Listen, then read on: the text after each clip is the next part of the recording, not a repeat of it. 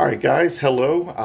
I'm back again. This is Bob, and today I'm going to be talking about Advanced Dungeons and Dragons #1. This was one of my favorite books as a kid. But first, I'm going to do a little preview or promo, if you will. My name is Bob. I'm a comic book artist, and I'm trying to get my name out there because right now I am currently working on the first issue of my comic book, Ghost Girl. As you can see here, I drew the cover. Within the next month or two, I expect to be complete, at which time I will run a Kickstarter in order to procure funds to bring this book out in a published format. So if you like this video, or if you might like some of the work that I'm doing, or you're interested in this at all, like the video and subscribe, so that way you'll be able to get information on when this book is coming out. Again, if it's something that you're interested in. Also, I'd like to thank everybody who has subscribed so far. This is pretty awesome. I actually didn't think that anybody would be subscribing or watching any of these videos, so it's kind of awesome that you guys are. Okay, so first off, here we go. We're going to talk about Advanced Dungeons and Dragons #1. I came upon this comic because I'm gonna tell a weird story now. A guy I knew all of my life, pretty much. We were born 12 days apart. We were best friends for geez, at least the first half of our lives before, each going our own way as you hit adulthood or whatever. But as children, we hung together pretty much every day. And he was the one that introduced me to this, because he was also the one that introduced me to Dungeons and Dragons as a whole. He was the one who showed me how to play the game, made me fall in love with it. And then one day while I was at his house, he had the Advanced Dungeons and Dragons comic, which he lent me. And I'm telling you right now, it wasn't this one. It was, geez, I think it may have been like number 6 or 7. But I read that thing over and over again because I was just in love with all of it. Later on in life, I tried to get these. So I ended up buying a couple of lots of these off of eBay in order to get the complete series run, which I did get, along with the collected editions that came out a few years ago from IDW. So I usually reread the collected editions, but I pulled this one out special just to do the video here. Okay. Now, also, like I said, it's going to get kind of weird because my friend who introduced me to this sadly passed away about 2 years ago. He was shot and killed by some squeegee workers. And so this is going to be kind of a remembrance of my best friend and the things that we experienced when we were kids. Okay. So, again, Advanced Dungeons and Dragons #1. All right. So here we go. We're going to open up. We have this knight here, Agravar, who is talking to his father in his castle, discussing holy artifacts and stuff like that, when suddenly they are attacked by this guy. So this is one thing that I did like. So with this one, it was Michael Fleischer was the writer. Jan Dersima is the penciler, or artist, actually, I believe, does the inking as well. And I'm really a huge fan of Jan Dersima's art. I loved it, and I hope I am pronouncing her name correctly. I've never heard it spoken before, and no one's ever really talked about her as an artist. I understand that she does a lot of Star Wars comics now. But back in the day, this is where I knew her first. Okay, so this demon guy comes in, whose name I can't really remember at the moment, and then immediately hits Agravar with a staff of withering. And as you can see here, this knight's arms become super skinny and frail, and he's unable to even wield his sword. He can't even pick it up, as his father is obliterated by this demon and this holy relic taken away. Okay? The holy relic is taken back with this demon back to his lair, okay, where we meet the dark elf Kalili, okay, who's working for him. All right, I don't know. I love it. I love the way that Jan Dersima had portrayed these characters, and these are characters I immediately fell in love with. I was just, at this time, I was like maybe 12 years old, and I was just fully invested in all of this, okay. They're discussing here about what the artifact will do and how it will help this demon release something from release his true power, maybe. I'm not sure. I did not reread this, but I have read it a couple hundred times throughout my life. But basically, the artifact is going to open up something that will allow him to have his full power from whatever dimension he had come from. And she is helping him achieve that. And here we meet Cibriana. She will be one of the main characters as well, even though in future issues she will go through a change. I don't know if I'm ever going to revisit this with another issue. So I will say that Cibriana, obviously an elf, is the sister to Kilili, the dark elf we saw just a page or two ago. And in the future, they will merge to become another character. And then that character will go through another change. So you have this this evil warrior who merges with this magic user and becomes like a fighter magic user. And then when that character changes and basically the good character was trying to keep the evil character at bay within herself, but then she realized that the evil is like part of her, and that maybe she's actually more of a neutral type character, or maybe neutral good, but she then becomes a rogue, okay, after those parts of her merge, all right? But here you can see that every time she uses some magic, she's starting to crystallize, okay?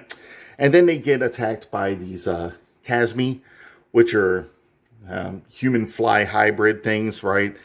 Just kind of horrible to look at. There were all types of weird characters and enemies within Dungeons and Dragons.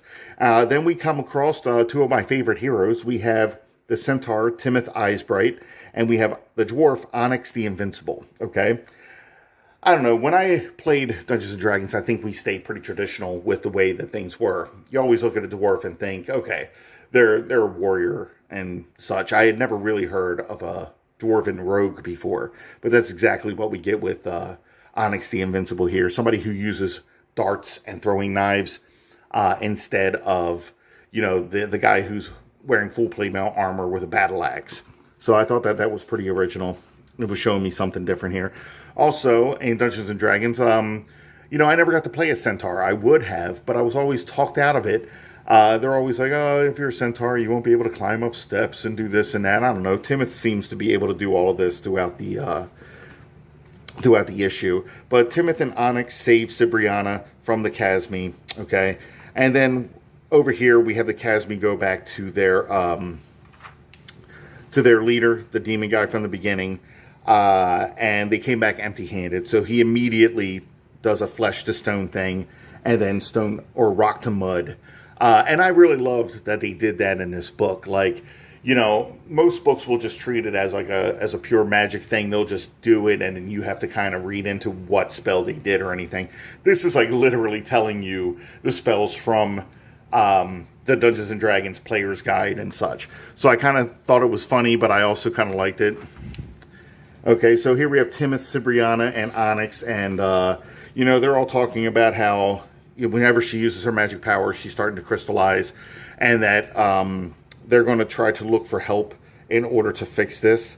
Now we have a couple of soldiers who are trying to scale this to get to this evil demon, and of course they can't do it. It's too steep or whatever, and they're trying to create handholds and such in order to do that. Then this demon guy's like, well, we can't have that going on, so we're going to send some gargoyles down to take care of you guys in short order, which is what takes place. Now we have a cloaked stranger show up to this tavern. The tavern is Saloon's Smile, okay? And this hooded stranger sits down, and we have the tavern keeper, Luna, come over and offer a drink, and they speak with some familiarity. That word is not working for me today.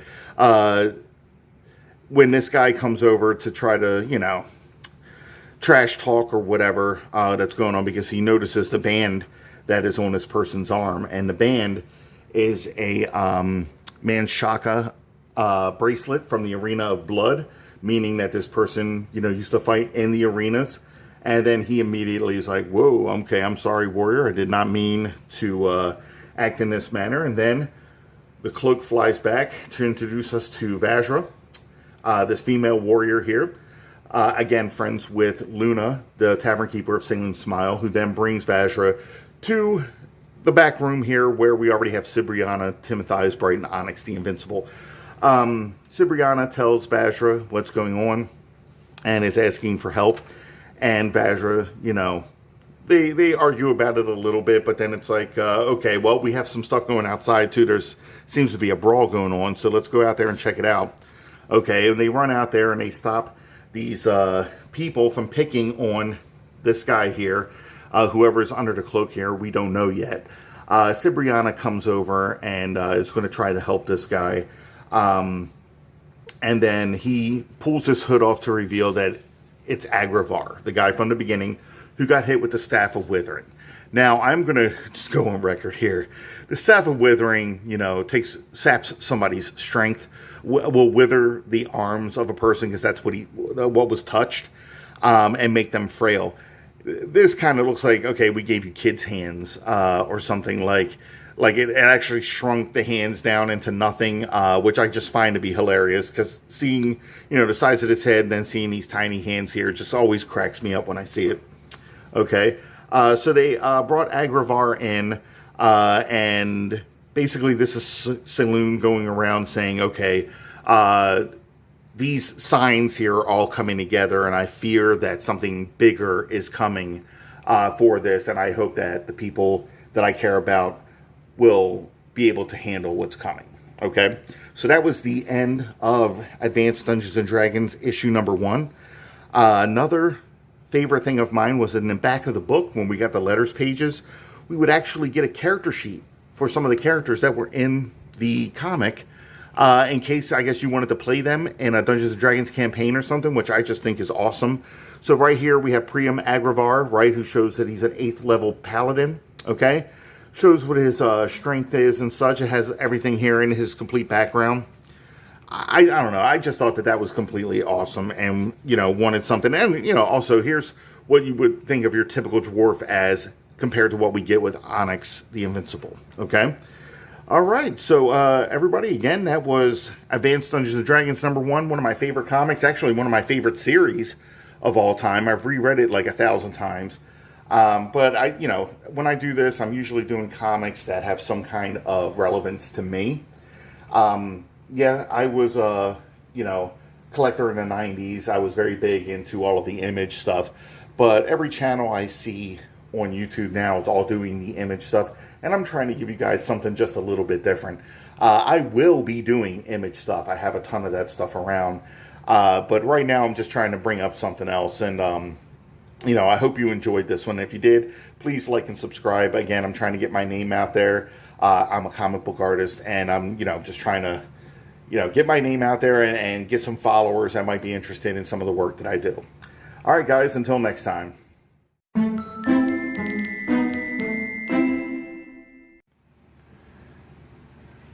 Hello again, everyone. This is Bob, and this is another video from me. But first, I wanted to just introduce you to my character, Ghost Girl. She is a supernatural superhero, and currently I am working on her first issue, which should be completed in the next month or two, at which time I will do a Kickstarter in order to get funds to print the comic for anyone who may be interested in purchasing it. I'm a comic book artist, and it's all I've ever wanted to be. So I started this YouTube channel in order to share my love of comics and to maybe, you know, to try to get my name out there. So anybody, if you're watching this and you like the video, please do me a favor and hit like. It'll help my channel grow. But without further ado, I am going to be talking today about something that I think most people will want to see, considering that the first video I did in this series got a lot of views in a very short amount of time, and it's one of the more popular videos I did, so I decided to continue on with it. And that will be for Advanced Dungeons & Dragons number 2. Okay? Again, this is one of my favorite comics growing up, because I'm a comic book fan and a Dungeons & Dragons fan, so if you do this, then you're just, you know, this is peanut butter and jelly, okay? This is a perfect combo, and I was 100% invested. Not to mention, some of the characters in here were kind of blowing my mind because they were outside of the D&D norms, and it was something that I just really got into. As you can see here, we have a dwarven rogue, and we have a centaur warrior. I loved it. I love that whole idea. And you can see they're fighting the undead. So the cover is already giving you some great stuff. He has this dual-bladed sword here. Now, when I got into Dungeons and Dragons, was a few years, just a year or two before Willow came out, and I remember going to the movies with my friend to see that, and it just like instantly became one of our favorite movies of all time. My friends were very much into fantasy adventure, and that movie just did it for us. Now, in that movie, there's one of the characters named Eric has a gauntlet sword, right? And it's just a gauntlet with a blade coming out of the front of it, and it was just incredibly awesome. We loved that idea. I don't know, combining things sometimes is just like the best thing. So my brother and I would sit there for hours on end and just create our own weapons, and most of those weapons were some kind of variation on that gauntlet sword. So you'd have like a gauntlet crossbow, or the gauntlet dagger thing that eventually ends up in Assassin's Creed, things like that. It was just a thing that we were into. We were always creating these new weapons that we thought nobody had ever seen before. We had this double-bladed sword, which I basically took from this comic. So that's what I remember when I see this sword. But let's get into the book itself. So the story is by Michael Fleischer, and art, again, is by Jan Duursema. Jan Duursema did most of the artwork for this series. There's a couple of issues down the line that were done by, I believe, Rick Magyar, and maybe one other artist did one issue at one point. But for the majority of it, we're getting Jan Duursema, which is just awesome because, again, I was really into her artwork. Okay, so here we go. We have the heroes. Apparently, they left Saloon Smile, and they have a plan. They need to help Agravar, who, as we can see here, is just a drunk.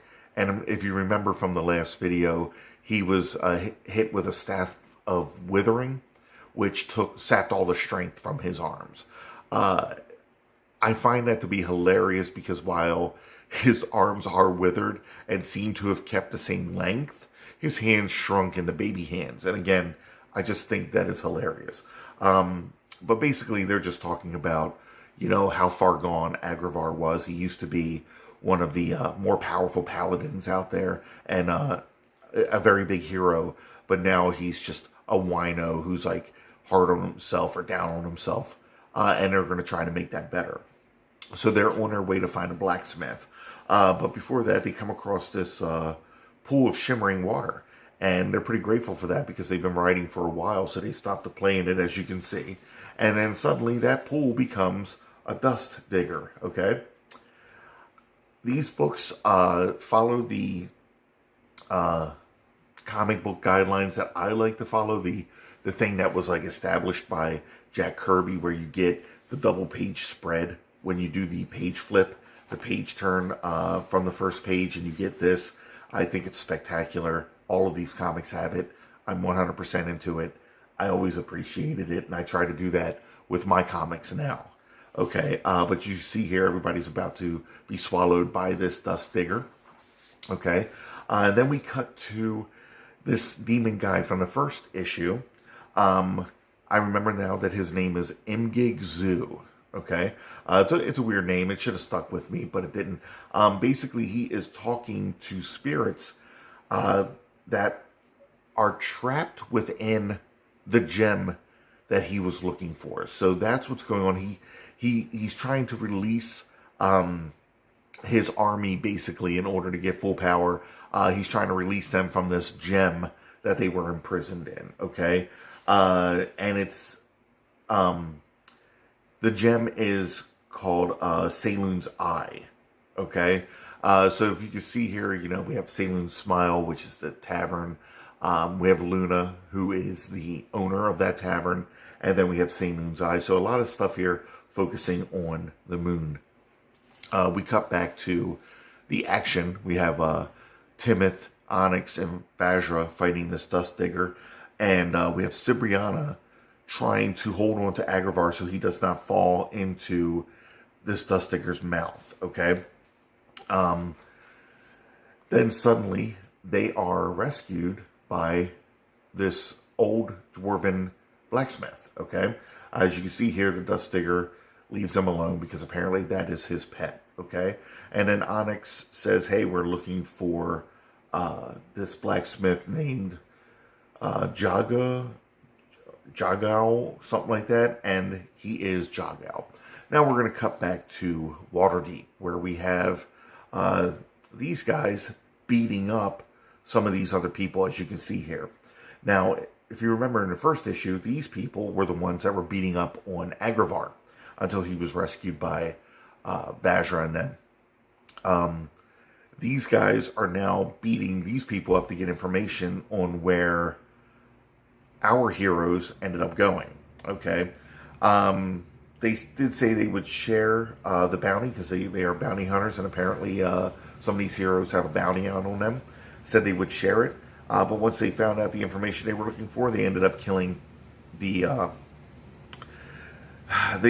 people, and then just going on to find whoever it was, to find the heroes. Okay, cut back to the cave of Jagao, while he is telling them, like, yes, I can help them, but why should I? Because it just seems like this guy, all he wants to do is drink. He doesn't seem worthy of my help.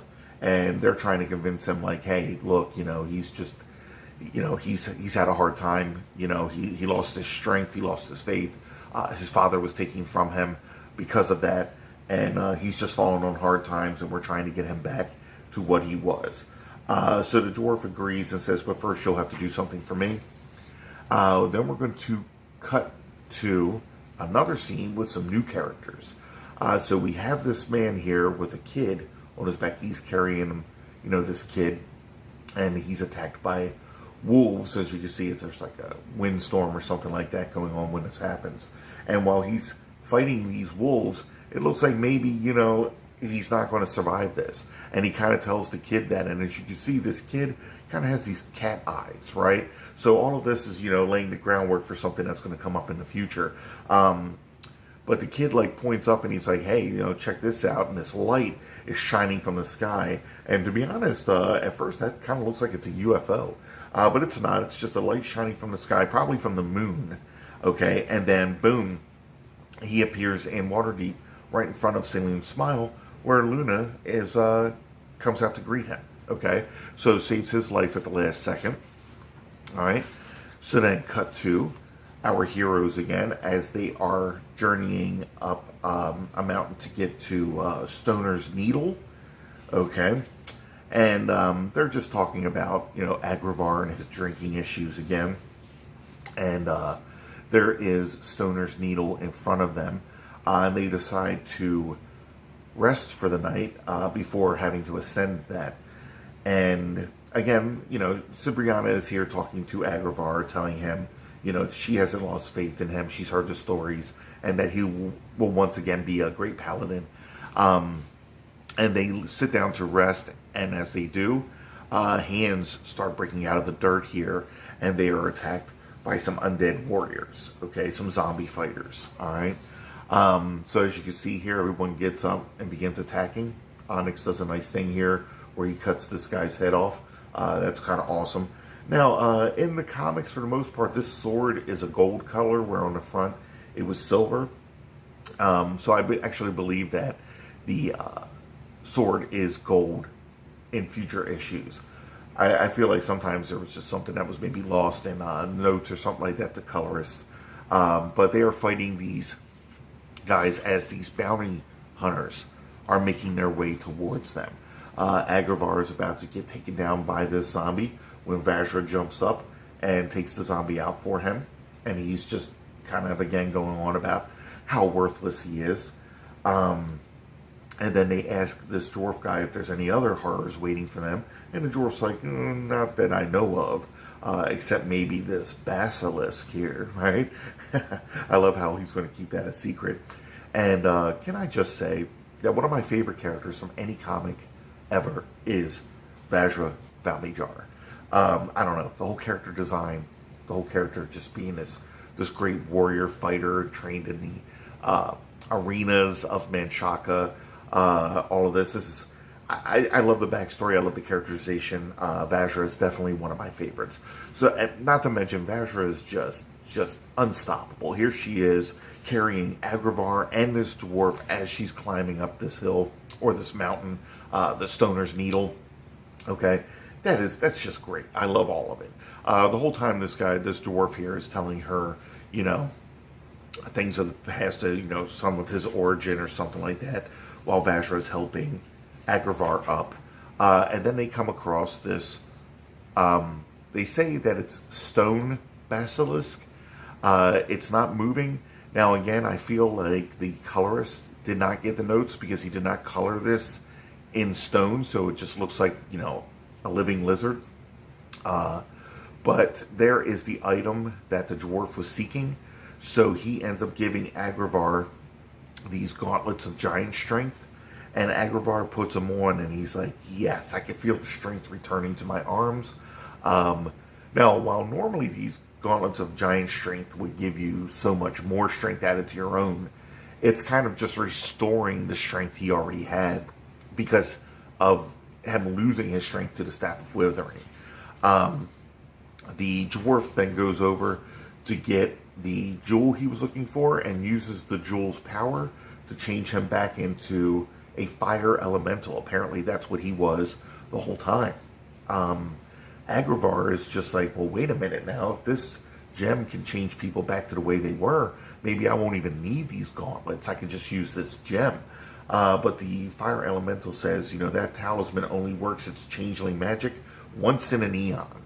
So it's going to be forever beyond his lifespan before that jewel has the power to help him. So he's going to have to stick with the gauntlets. As they're finding this information out, this basilisk attacks Vajra. Okay, so it has now come to life. And immediately Vajra's just like, I wish I had carried a reflecting glass with me, because everyone knows, you know, just like a Gorgon, if the basilisk sees its reflection, it'll turn itself to stone. So right now its eyes can turn them to stone if they catch its gaze. Okay? So of course the heroes go to battle, Agravar this time as well. But as they're going to fight, Agravar stops in his tracks. He freezes. You know, he hasn't done this in a while. He's you know, he's beat himself down for so long over what took place with his father and him losing his strength and his faith and everything. So now he's just frozen, and he doesn't help Vajra, who then gets knocked over by this basilisk, right? And here he is, just basically catching this gaze, and he's about to be turned into stone. When Vajra's just like, I gotta do something. So she ends up throwing this jewel at the eye of this basilisk, and the jewel is shiny. You can see Vajra's reflection here. So when it catches the basilisk's eye, it you know, reflects his image back to him, which turns him to stone, and she saves Agravar yet again. So after, you know, after that, Agravar now has his strength back, but realizes that it's not just strength that, you know, makes a hero, and that he just doesn't have what it takes anymore, and decides that he's going to leave. He's got to work on himself, and yeah, I mean, I say work on himself, but he's basically, I'm just a worthless drunkard. That's what I'm going to do now. So I've you know, I'm basically, this is what I'm going to be. I've decided that this is it, and I can't fix it. So he rides off into the sunset, not as a hero. And as they're sitting there, kind of sad that this took place and wondering why they even attempted this, they get attacked by the bounty hunters. As you can see, they throw a lasso around Vajra's neck here, and then gather up the rest. And you can see here, he's like, there's a bounty on you. You belong back with the Manshaka slaves. And Vajra's like, you know, I'm not having that. She tries to fight back, but they overpower her, and everyone is taken captive. And as we can see up here, as Agravar was leaving, he sees that they were attacked and taken captive. So now it's, you know, what is he going to do when it's just him by himself, and he is nowhere near the man he used to be? That is the end of issue 2 of Advanced Dungeons and Dragons. I gotta tell you again, I like the story here, and I love that, you know, they set you up. They even give you the basilisk. They give you its stats and everything if you want to play this, play out what's going on here in this book.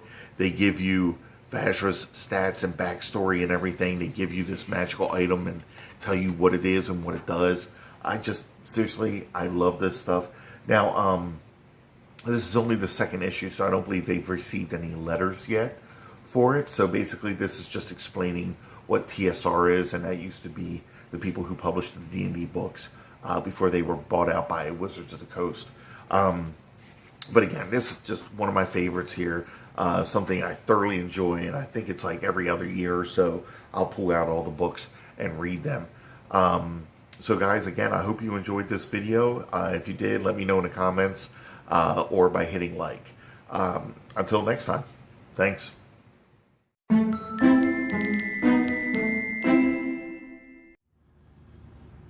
All right, hello again, everybody. This is Bob, and this time, as you can see, we'll be doing Advanced Dungeons & Dragons, issue number 3, but even better, this is going to be done in 4K. Just got a new camera, so we're going to test that out on this and have some fun. But before we do, let me just remind everyone that I'm a comic book artist, and I'm looking to grow my channel in order to get my name out there. This is my character, Ghost Girl. I am currently working on the first issue of this book, which should be completed within the next month or two, at which time I will probably do a Kickstarter in order to get funds to publish the book. So if it's something you might be interested in, please subscribe so that way you can stay up to date on any new information that comes out about the book. And without further ado, let's go into Advanced Dungeons & Dragons number 3. Okay, one of my favorite books of all time, drawn by Jan Duursema. All right, so if you remember from last issue, the party was captured by a group of bounty hunters because of the character Vajra, who used to be a gladiator in the Manshaka arena as a slave. So they were apparently hired to bring her back, and they found her amongst everyone else. And the only one who escaped was Agravar, who had just gotten a set of giant strength gauntlets. And he finally got his strength back because his arms were hit by a staff of withering. And he had lost all his strength and then pretty much became an alcoholic because of it. But he saw them getting captured. And as we can see here, he's up in this tree and making it says chirrup, which I'm guessing is supposed to be a bird chirp, because Vajra says it's either a bird the size of an ogre or it's Agravar. Okay, so she is aware that he's going to be jumping down and rescuing them, which is exactly what happens here. As you can see, toppled the cage, releasing Vajra. We have Timoth here. I'm not seeing the rest of the party in this picture, but I think this is a pretty good splash page here. We've got a lot of stuff going on, and this is one of my favorite centaurs. I just think everything about this is just awesome. Okay, so Agravar knocks off one of the bounty hunters, and now we see Onyx the Invincible fighting somebody, tossing him from the horse and getting the key that will release everybody. The weird thing with this coloring, as you can see, is not the coloring of Timoth, but you know, sometimes that kind of mistake tends to happen or whatever. I like Vajra's outfit, the like chainmail half shirt or whatever. I'd never seen that before, but of course it guards the sword arm. I don't know what you would do with the other arm or whatever, but I don't know. I just thought it was kind of a cool design. Okay, but you can see Vajra dispatches another one of the bounty hunters, and they tie everybody up and leave them in a tree as they go on for their quest. Then we go back to the castle with the bad guy here, Mgig and his partner Kilili, who is a dark elf. And he's kind of explaining to her that they're looking for the girl who will glow like the moon in order to help him open this gem and release his followers into this realm. Okay, just so we get a little recap of like what's going on there and what's supposed to be happening. Uh, and it looks like Kalili here turns a spider into a butterfly, catches it, and is about to eat it, but then it gets away. So I don't know. That's a wild thing. I guess to show like what she is. Later on, we're at Saloon's Smile, the tavern, and we have the tavern owner Luna. Now, if you remember from last issue, there was a guy and a kid with like cat eyes who were running through what looks like a desert when they get set upon by wolves, and then they get beamed like right in front of her inn. So she had taken them in, and she's putting the child to bed and starts telling him a bedtime story, which the bedtime story is actually the story of the moon goddess, Saloon. How she wanted to do like her own thing and not, follow her father's rules and such. So she borrowed a wand from her father. I say borrowed here in quotes, and left the castle and came across this guy that she like immediately became infatuated with. Okay, and then falling in love with this guy, he talked her into using that wand in order to open a gateway to the realm that they're in now. And once they got into that realm, he transformed into Mgigzu. When that happened, a young mage passing by on horseback heard her cries because she's about to be attacked by it, right? And dashed to her rescue.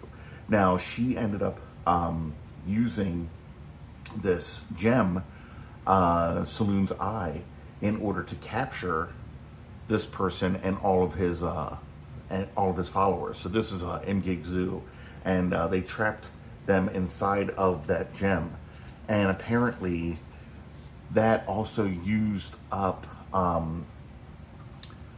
So they're trapped inside the gem, and the gem was given to this person, which is Agravar's father. Okay, and then when the child falls asleep, somebody is in the darkness here saying, "You weave a skillful tale, innkeeper." The lad sounds asleep, and the innkeeper, of course, being Luna. It's like, "Oh, Connor, it's you lurking in the shadows," and she's talking about how. It's a story usually told about the gods and such, and Connor is pointing out that it was never quite so poignantly told as this time. Saloon, goddess of the moon, sad tale, but a classic. Apparently what happened was, it's as she says right here, that by using that magic to capture those evil beings into that gem, she caused herself to age by millennia, and thus sacrificed her immortal youth. Okay, so that would mean that Saloon, the goddess, would look much older, which, as we can see here, would also look like Luna, and probably why she's so sad telling the tale. Then we cut to our party again as Cibriana is helping anyone who may be injured, and she starts telling the story of how she learned the healing arts. Okay, and she says that she actually came by them intuitively through the blood of her father, who was a young mage who was seduced by a wicked mother. Now, it's not being said who was, it's saying that the father was a mage, and then the wicked mother was just a wicked mother, is all that's, but the mother apparently left after she was born, and she left the baby with this person who knew shamanistic powers in order, to teach healing and such. But she was born with a black mark on her that began to grow and started like sucking away her life. So the shamans came together and did a ritual that released the darkness from the Cibriana as a child. But that darkness became something else. It was another part of her, and it ended up becoming what she calls her dark half, or her twin sister, which we also know is Kalili, because we kind of found that out last issue as well, but we weren't told the full story, okay? But then she starts talking about how when she's using the magic, it's turning her into crystal. So she's actually looking for her sister in order to see if that is something that will, cure her. But she starts talking about how her father, she doesn't know anything about him, but she does know that he used to carry around a magical gemstone known as Saloon's Eye. And Agrafar is like, then that mage was my father, which would make them siblings, okay? And of course, right at that moment, they start hearing this buzz or whatever from these enemies called the Casmi. They're not enemies I've ever had in Dungeons and Dragons. I'm going to have to look up their information, or even if I'm pronouncing the name correctly, I'm not sure. But that's their name right there. Is it Chasmi? Is it Chase Me? Is it Casmi? I don't know. Chasm? I don't know. We'll see. But here's Timoth pulling out his dual-bladed sword. And this is the only time I think we see this in the comics, is that his sword's apparently magical, and the blades come out because you can see how long these blades are. There's no way they can be put into the handle of the sword. So it just must be some kind of magical weapon that does that. But they begin fighting the creatures. Okay, and then of course, those creatures were chasing two women here, and it looks like Cibriana is guarding and protecting those two women from the creatures, and she says that, no matter what, she'll use her magic, even if it turns her heart to crystal, in order to protect those women, and she casts magic missile at one of them. Now, when this happens, Imgig Zu here can see exactly who it is, because this gem starts to glow brightly, and he's like, finally, we found the one, so you need to go get her, okay? So later on, when the party is camping and everyone's asleep, Cibriana is awoken by this person who is telling her, I'm your sister. And it is Kalili, okay, partners with Imgig Zu. And then she's like, if you want to cure yourself of this crystal curse and everything, then follow me. And she disappears into the mist. And then Cibriana, everybody apparently wakes up, and Cibriana is telling them what happened and saying that she wanted her to follow her or whatever.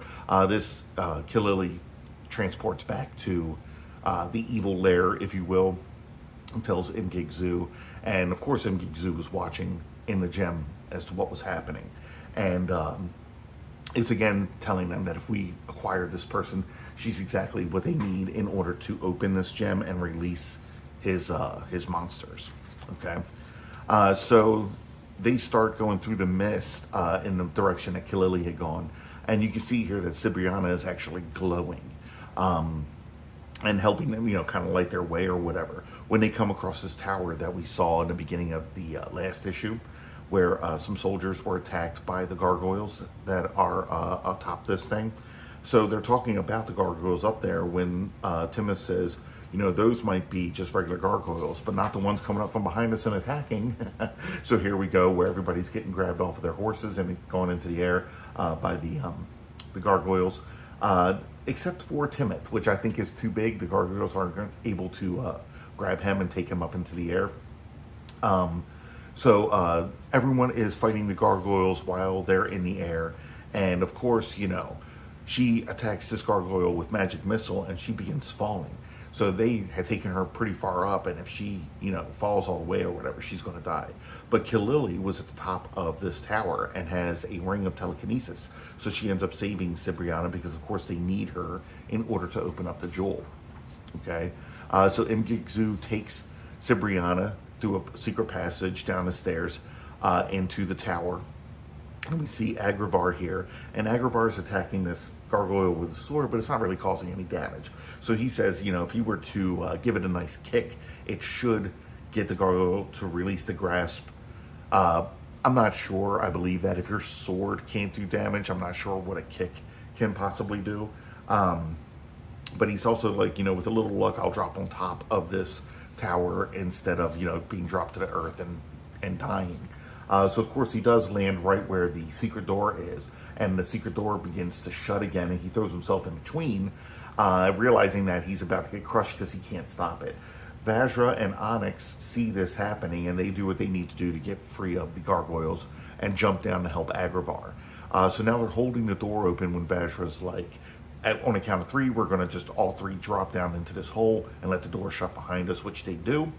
And then they see Mgigzu and Kilili about to go through a portal that Mgigzu opened up into a stone wall. Because I find it funny because it's just the spell is stone wall open to let us pass. And then right after they go through that, he's like, stone wall, seal thyself shut. Okay, simple spells, I guess, you know, but when they ran over to go through the wall, the door had shut in time. Now they're trapped in this citadel, which begins to topple. And as we can see here, that's the end of the issue, and it's to be continued in the next issue, which is Great Awakening. Okay.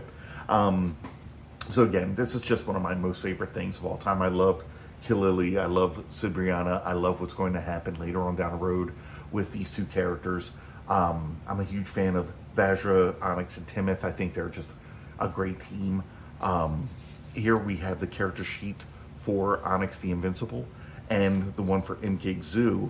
Again, in case, you know, you wanted to use these characters in a D&D campaign, you have the information right here. I thought that was an awesome addition to doing at the end of these comics here, right? And then that's it. So, you know, that was Advanced Dungeons & Dragons #3. And again, my first video done in 4K. So I'm hoping, you know, this looks much prettier for everybody on there and shows a lot more detail. So again, my name is Bob. Please like the video. It will help me grow my channel. And if you were interested in seeing more videos from me, hit subscribe. All right, guys, thank you. Until next time.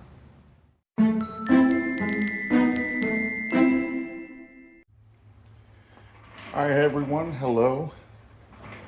This is Bob again, and today we're going to be doing the last in the introduction story to Advanced Dungeons & Dragons, issue #4. It's the last part of the four-part story, basically introducing the characters and giving us a storyline to go by, okay? So here we go. So with the last issue, we had Onyx, Vajra, and Agravahr go down a hole chasing Mgigzu, who had captured Sibriana. And if we remember, Sibriana was an elf with blonde hair who was a magic user, and she has an evil twin who was a dark elf named Kilili, and Kilili helped Mgigzu capture Sibriana because she was needed in order to open the Eye of Saloon, which would allow Mgigzu's army of creatures to escape. Okay. Also, with everybody taken, Timoth Eyebright, the centaur, was left outside of the tower. So he's saying that there's an avalanche going on. Everybody else has been trapped. All of these rocks are falling, and as we can see, this tower is falling apart. On the inside, we have the characters I was just talking about inside, trying to dodge all of the rocks. And you can see here that Onyx is saying, "Wait, what's going on through that archway up there? I see some starlight, and galloping through like a battle charger is my pal, Timoth Eyebright." Okay, he comes running in there, grabbing up Onyx and saving him from a boulder that had fallen down. I think this is an awesome 2-page spread here. And seriously, of all the centaurs that I've seen in comics, Timoth is definitely my favorite. And I think that Jander Sema does an awesome job drawing him. Yeah, she's just great at it.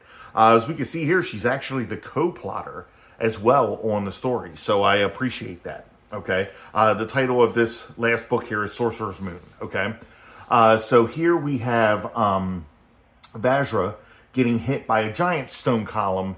Vajra's tough, but this stone column is, I mean, that is hundreds of pounds of stone dropping down there and hitting her in the head.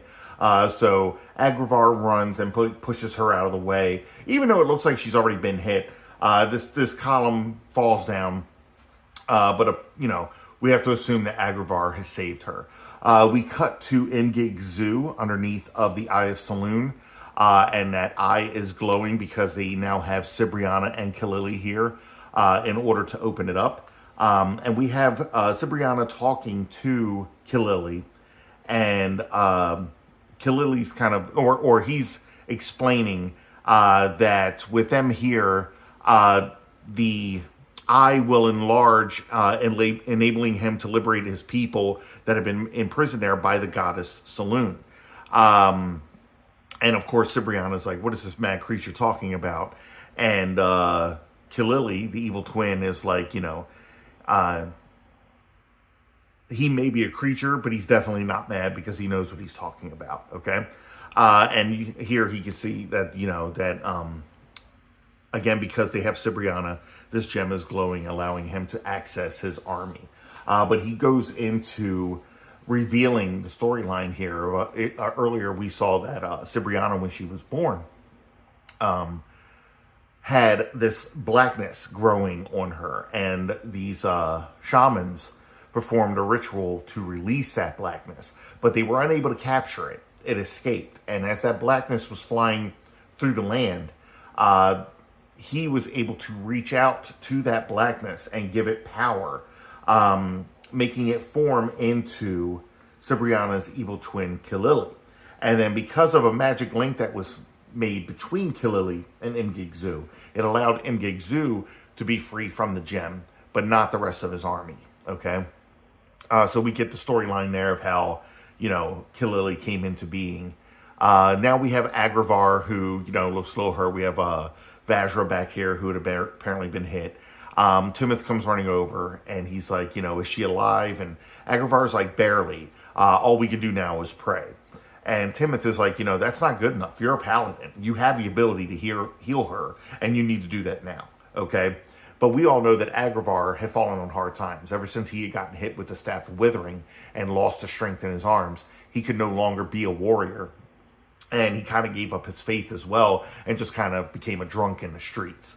But now, since they got him the gauntlets of ogre strength, he's kind of back to his old self, but he hasn't regained his courage or anything yet. So, that's a big one here is, we're seeing this character arc with Agravar as how, he had been a fallen paladin and now he's coming back. So he's like, you're right. I ran away when the basilisk attacked, and I owe Vajra, so I need to do something. And I promise I'm not going to be a coward ever again.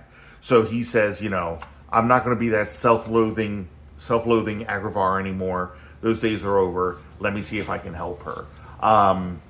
So he begins praying. Now, I'm just going to say here, this has always kind of cracked me up.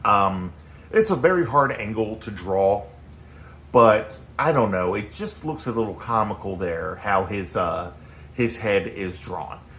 We're not getting the same kind of thing with Vajra, but I don't know. When I was a kid and I read that, it just, looking at that picture, I looked at it for for like an hour. Sorry, but I just thought it was funny looking. But apparently, it feels like for hours that he's sitting there praying over her until she is finally healed. And while Timoth is speaking to her, Agravar notices that Onyx is looking at something, and Onyx is saying, these stones, if you put them in a certain combination, they form a key that will open up, this portal through the stone here. And Agravar is a little amazed with that. And of course, Onyx is like, we thieves, have our secrets as well. And of course, upon going through the portal, they come across all these creatures which belong to Ingig-Zu. That's part of his army. So they begin fighting, okay? Taking everybody out. Now, Vajra's arm was severely hurt, so she has it in a sling. She's unable to draw her sword and still has no problem dispatching whatever ogre, whatever comes after her. That's why you gotta love Vajra, okay? Seeing a dwarf with a blowgun, I don't know. Again, that's just something I never saw. I would see a dwarf with a battle axe or, a club or something like that, usually in some full armor. But here we have a dwarven thief. I never thought that dwarves were very agile characters, but, it's kind of wild to see, a dwarf in that role. That's not something I'd seen before when playing the game or anything. Then we cut back to Mgigzu, who is, he's just going on about, again, freeing all of his people from the Eye of Saloon, as you see him doing here. Okay. Cibriana is like, I need to do something. I'm stuck here. My friends can't find me. I have no way of contacting them and letting them know what this guy Mgigzu is doing, until she then realizes, wait a minute, maybe I can do something. And she casts the spell Bloom, which makes flowers appear, okay? And I guess the flowers are kind of blowing through these tunnels, and one happens to blow past Timoth. And while Timoth is showing them the flowers, Onyx is just like, you lackwit, what are you doing picking flowers when we have to do all this other stuff? And Timoth is like, wait, don't you see these flowers don't grow down here and everything? And Vajra is like, you're right, this should be a sign from Cibriana, and we should follow these flowers. It might lead us to where she is, okay? Now back at Saloon's Eye, we have Luna, the tavern owner, sitting there, and she's praying, basically. She's looking in, this, I believe they call this a mirror. It's showing her what's taking place with her adventurers, and she's praying that, the silver light of the moon can help them with their victory, okay? And here we have Mgigzu again, and apparently all of his army is being released from the gem. And, Cibriana's like, no, this can't be. And then, of course, they show up in time to try to stop this, okay? So they attack. Now, can I just say here, they attack. We get this one, kind of cool picture here of everybody jumping in. But they are easily dispatched within seconds. It's like we get this one picture of them fighting, and then boop, boop, boop, boop. Everybody is taken out, like, almost immediately. And it's like, okay, maybe they could have been outnumbered. I don't really feel like that's what we're seeing in this picture. And just 2 pages ago, we saw Vajra take out somebody with her arm in a sling without even trying. But apparently they get captured. Okay. And Luna is still here praying and trying to give them, the strength they're going to need to win this battle. And we have Mgigzu speaking to Agravar. So we remember Mgigzu had killed Agravar's father and also hit him with the Staff of Withering. And he sees here that Agravar is back and it's still, fighting against him. So now he's like, I will kill you with the same spell that I used to kill your father and get rid of you as well. When suddenly the roof to his tower begins to open. Now, I'm going to say this again. This one cracked me up as a kid as well when I was reading this. It's like, who dares tear open the roof of my domain? That is one of those sentences you never think you would write or hear somebody say. I just find that hilarious that when that's going on, I'm more upset that there's somebody doing it than it's actually happening. So I don't know. That's just wild to me. And then all of these guys are like, the light of this moon. So it's obviously Luna's spell or prayers that cause this to open up in order to let the light of the moon in, which blinds these creatures. And Cibriana's like, you need to strike now because these creatures are stunned and the moon's got them. So this is your chance to do it. And as we see here, Agravar takes his blade and throws it into Mgigzu, killing him. And the second that Mgigzu is dead, the cage that was holding Cibriana disappears. And Cibriana grabs a hold of Kilili. But Kilili is like, you idiot, stay away. Don't you realize that if we touch, something's going to happen? And Cibriana's like, of course I know this. That's why I'm touching you, because once that happens, we'll become one again. And we'll have the good and evil parts put together into one being, okay? So that being, while they're fighting each other, is flying up towards the eye. And the rest of the party is watching this, and they're just like, they don't know exactly what happened to Cibriana. They don't know what's going on here, but they do know that she's kind of fighting for her life, as she's also, like, doing something to this Eye of Saloon. She vanished into the eye, and now the eye begins to suck up all of the army of Mgigzu back into it. And then once that happens, they're all gone, and the rest of the party is like, everybody's gone now. Everybody's sucked back up into the eye, but we lost Cibriana. So we paid a heavy price for this. But just as they say that, this woman here shows up, and they're like, wait, there's Cibriana right there. But they're like, wait, is she Kalili or Cibriana? And she says, I'm kind of neither, but I'm both now. So we've been combined into a new person, and that new person will have a new name. As you can see here, she's no longer blonde. She actually looks much different from Cibriana, but she's going to go by the name Kiriani. So now she's a whole new person with the good and evil parts of her brought back together, okay? And they return back to Saloon's Smile and let Luna know of their victory and present her with the Eye of Saloon because they feel like this is the perfect place for that. And they keep hinting around that Luna is actually the moon goddess Saloon. They always kind of point that out and like, here are the clues and everything. It's like a little running gag going on through this when I think it's pretty obvious that that's who she is. But Luna takes them into a room where she has an old chest, and she's going to present them with gifts for saving, the Eye of Saloon and keeping these creatures captured. She also lets Agravar know that if he takes off the Gauntlets of Ogre Strength, he has his strength back because when Ibgigzu died, the spell was broken. To me, that just seems like you would keep the Gauntlets of Ogre Strength because it would still make you stronger, but he's just happy to have, his strength back. But, he took off the gauntlets, and I don't think he wears them again throughout the comic. But apparently, Onyx is going on, and he's talking about how, he would enjoy stealing these things instead of having them, offered to him as a reward or whatever. It was more fun to steal this stuff. And he's just wandering through and checking doors, and he's like, okay, this cabinet's not even locked. And when he opens it up, apparently there's a bunch of colors and stuff going on here. We don't get to see what Onyx sees, but apparently it knocks him out. And Timoth is like, shouldn't we wake up Onyx? Because he's going to be upset that he missed out on getting a reward. And Luna is like, oh, but he's already gotten his reward. He just doesn't realize its importance yet. And then it is over. So that was the end. So finally, we're done with the 4-part opening story of Advanced Dungeons & Dragons, where we got, a good character introduction for everybody. I like that we started off with Cibriana and Kalili, and then they formed into Kiriani. I thought that those were all very good ideas that played out really well. And in the future, we end up having another transformation taking place with that character, but we'll see that when it happens.